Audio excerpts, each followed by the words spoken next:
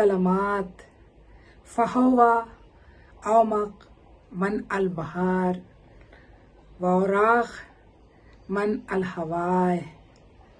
My love for you cannot be described in words. It is deeper than the ocean and lighter than the air. Hi, this is Imara and this is my show Pure History. अभी मैंने एक बहुत ही खूबसूरत Arabic में शेर पढ़ा और इसको ट्रांसलेट भी किया.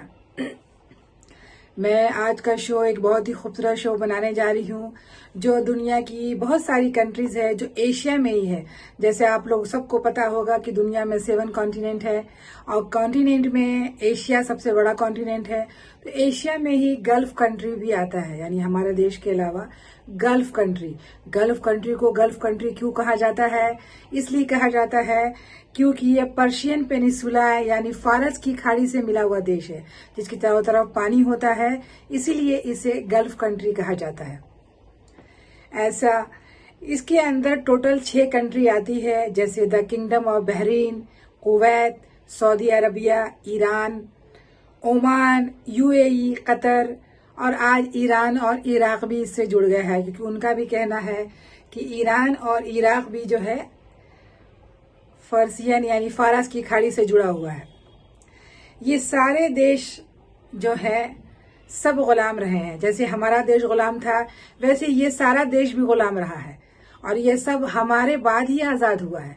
यानी जब हम 1947 में हमारे देश को आज़ादी मिली उसके कई सालों बाद इन देशों को गुलामी से आज़ादी मिली थी. पर आज के डेट में ये देश कहाँ से कहाँ पहुँच गया और हम अभी तक धीरे धीरे कोशिश कर रहे हैं पहुंचने की. कहने का मतलब ये है कि दुनिया का सबसे धनी देश पहले कुवैत था और आज के देश में कतर है. क्यों?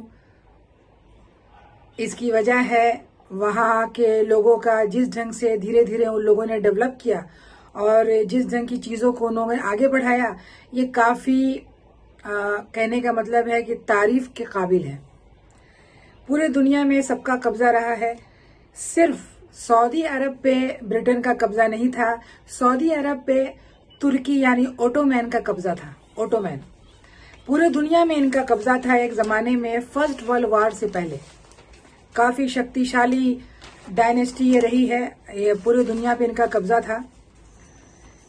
फर्स्ट वर्ल्ड वॉर के बाद इनकी हालत ख़राब हो गई, ये बुरी तरीके से हर जगह हारे और ब्रिटेन के चंगुल में आ गए और हारने के बाद बहुत सारी संधि की और चुपचाप अपना मुंह बंद कर आराम से बैठ गए.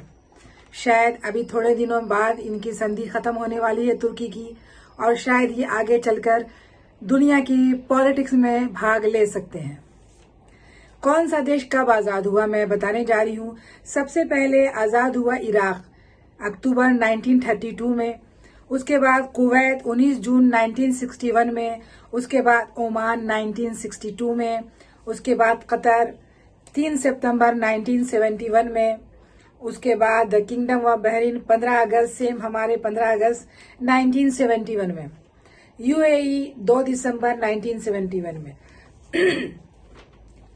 Iran got freedom 1979. यहाँ जो है ब्रिटेन नहीं थे पर यहाँ इनका ही शासन था जिसको मोनार्की आप कह सकते हैं.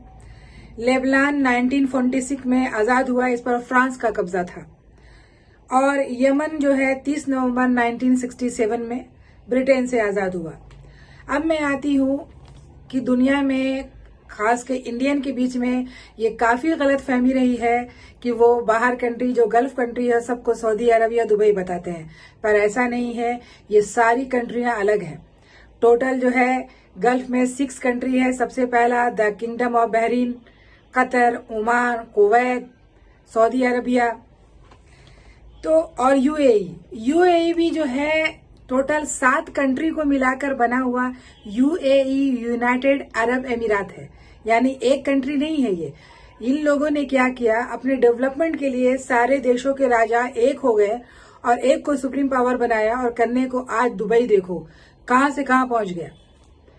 क्योंकि टोटल जो है 7 है, यानी जैसे कि आपको पता है अबू धाबी जो है दुबई का यानी यूएई का, दुबई का नहीं, यूएई का कैपिटल है. दुबई खुद एक कंट्री है। वहाँ टोटल जो है आपको मैं बता दूं, जैसे दुबई, शारजा, अजमान, रास अल खैमा, अल कुवैन, फुजैरा, ये टोटल सब कंट्री है। इन कंट्रियों को मिलाकर ही एक यूएई देश बना है, यानी इन लोगों के कॉम्बिनेशन से ही बना है। ये सब अलग कंट्री है और इसका कैपिटल अबू धाबी है। बुर्ज खलीफा दुनिया की सबसे ऊंची बिल्डिंग है, जिसे दुबई यानी शारजा में वो बना हुआ है, दुनिया की सबसे ऊंची बिल्डिंग।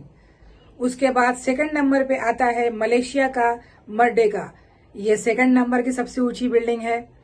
और तीसरे नंबर पे आता है चाइना का शंघाई, और चौथे नंबर पे आता है मक्का की रॉयल क्लॉक बिल्डिंग। तो ये सारी बिल्डिंग, ये दुनिया आज आसमान छू रही है। हमारे देश के बाद ही इस देश को आजादी मिली, पर ये कैसे इतने आगे पहुंच गए, इनका क्या कारण है, इस पर रिसर्च जरूर होना चाहिए और कोशिश करना चाहिए हर कंट्री को। जैसे जापान गल्फ में नहीं है, पर जापान कितनी बुरी तरीके से बर्बाद हो चुका था और आज उसने अपने आप को किस ढंग से एस्टेब्लिश किया, ये सब भी एक सीखने का तरीका है, सीखना चाहिए लोगों को। चाइना को हमने किसी चीज ने पीछे नहीं किया, लेकिन आज हमारे देश के प्राइम मिनिस्टर मोदी ने दुनिया की सबसे ऊंची बिल्डिंग हमारे देश में बनवा दी, जिसका नाम है स्टैच्यू ऑफ यूनिटी, यानी अनेकता में एकता। यानी ये कितनी बड़ी बात है कि हमारे देश में सरदार वल्लभ भाई पटेल की जो मूर्ति बनी है उसका नाम है स्टैच्यू ऑफ यूनिटी। यानी हमारा देश अनेकता में एकता का देश है, यानी हम लोग कितने एक हैं, ये साबित करता है। आज हम फक्र से कह सकते हैं कि हमारे देश में भी कुछ है। तो थैंक्स फॉर प्राइम मिनिस्टर। बाकी चीजों में सबके अलग ओपिनियन हो सकते हैं, पर ये चीज काबिले तारीफ है। आप जितने भी छोटे छोटे देश हैं जो हमसे बाद आजाद हुए और आज वो कहां से कहां पहुंच गए। इंडियंस को अपने ब्रेड और बटर के लिए हर गल्फ कंट्री में सबसे ज्यादा लेबर वहां जा रहे हैं और जाके काम कर रहे हैं। इंजीनियर्स हैं, डॉक्टर हैं, इतने टैलेंटेड है, इतना टैलेंट है। सारा टैलेंट कहाँ जा रहा है? बाहर कंट्री में जा रहा है। क्यों? क्योंकि यहाँ किसी के पास काम नहीं है या अपॉर्चुनिटी नहीं मिल रही है। इसका कारण क्या है? इसका वजह यहाँ की सबसे बड़ी जो वजह है वो है यहाँ के पॉलिटिशियन ने कभी इस बारे में नहीं सोचा कि हमारे देश का जो सारा टैलेंट है वो बाहर क्यों जा रहा है। क्यों नहीं हम अपने देश में ही सारी चीजों का इन्वेंट करें और फैक्ट्री जितनी भी चीजें हो सकती है। हमारे देश में टैलेंट की कमी नहीं है, एक ढूंढोगे हजार मिलेगा। तरह तरह के रिचुअल्स को छोड़कर अपने लोगों को यहाँ साइंस पे ध्यान देना चाहिए, फैक्ट्री चीजों में इन्वेस्ट करनी चाहिए। आज हमारे देश के कहने का मतलब है कि आज आप देखो कि इजराइल कंट्री जो है 1960 में आजाद हुआ, 1960 में उसे आजादी मिली। आज दुनिया का मोस्ट पावरफुल कंट्री है वो। ये कितनी बड़ी बात है।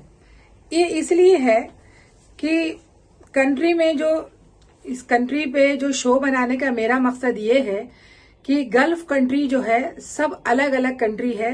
फारस की खाड़ी से मिला हुआ जो देश है, जैसे बहरीन जो है टोटल चारों तरह का आइलैंड कंट्री है, यानी इसके चारों तरफ ही पानी था जब तक वो सऊदी का फहाद जो रोड नहीं बना था जब तक वो रोड नहीं बना था जो बहरीन से सऊदी गया, उसका नाम मुझे अभी याद नहीं आ रहा है। वो रोड बनने के बाद ही वहां पे बाई रोड चीजें आने लगी, वरना उसके लिए सिर्फ समंदर ही समंदर था चारों तरफ। तो ये जो हमारे देश के जो लोग हैं, ये हमारे देश में सब गल्फ कंट्री में जाते हैं और जा करके हमारे देश में सबके अलग अलग डॉलर्स होते हैं। ऐसे यानी जैसे ओमान और बहरीन का काफी उनका दिनार कहलाता है, दुबई का दिरहम कहलाता है, सऊदी का रियाल कहलाता है। तो अलग अलग कंट्री है और अलग अलग रुपीज है, और हमारे देश का तो रुपीज है, रुपया है। ये शो मैं बना रही हूं आप लोगों की इस जानकारी के लिए कि गल्फ कंट्री में इतना ज्यादा जो ऑयल था या गैस निकला वहां पे, तो पहले ये लोग बार्बर जाति के हुआ करते थे, यानी इनका इतिहास काफी पुराना है। ये बार्बर जाति के थे, इनको इतना नॉलेज नहीं था कि किस ढंग से इन चीजों से आप इन्वेस्ट कर सकते हैं और पूरी दुनिया को अपने आगे झुका सकते हैं। बाद में इनके दिमाग आया और इन लोगों ने अपने तेल को और अपने गैस को आज पूरे दुनिया में एस्टेब्लिश किया और लोग ये जान गए कि अगर तेल चाहिए या गैस चाहिए तो ये गल्फ कंट्री है। पहले इनको पता नहीं था कि इनके जमीन में क्या क्या चीजें छुपी हुई है, शायद हमारे देश में भी छुपा हो। खोज करनी चाहिए, खोज करनी चाहिए, खोज में ही जीवन है। महात्मा बुद्ध कहा करते थे हर वक्त आगे बढ़ो, यानी जैसे कि यहाँ के लोग हैं, हमेशा जो आपके देश में अनेकता में एकता का स्टैचू बना हुआ है, फिर भी आप पास्ट में देख रहे हैं कि आपके एंसेस्टर ने क्या किया और उनके एंसेस्टर ने क्या किया, ये आप भूल जाए। इससे हमें कोई फर्क नहीं पड़ता। फर्क पड़ता है आज प्रेजेंट और फ्यूचर के बारे में, कि प्रेजेंट क्या है और फ्यूचर क्या है। प्रेजेंट ये है कि हम एक थे, हम एक हैं और हम एक ही रहेंगे। ये नारा देकर हमारे भारत देश को भी प्रगतिशील देश बनाना होगा। यानी जो देश है, जो भारत देश है, भारत देश जो है एक तरह का शरीर है, पूरा ऊपर से नीचे तक वो शरीर अंग है। अगर एक भी अंग को आप प्रहार करोगे, वार करोगे, तो तकलीफ पूरे शरीर को होगा, ना कि एक को होगा। ये सोच लेना चाहिए कि अगर आप एक भी अंग पे प्रहार करेंगे तो ये गलत है। दर्द पूरे शरीर को होगा और पूरे शरीर को तकलीफ पहुंचेगी और उसके मोल भी कम होंगे। तो प्लीज आप हम एक थे, हम एक हैं और हम एक रहेंगे, इसका नारा दें और सब मिलजुल कर रहें, जैसे अनेकता में एकता। धन्यवाद।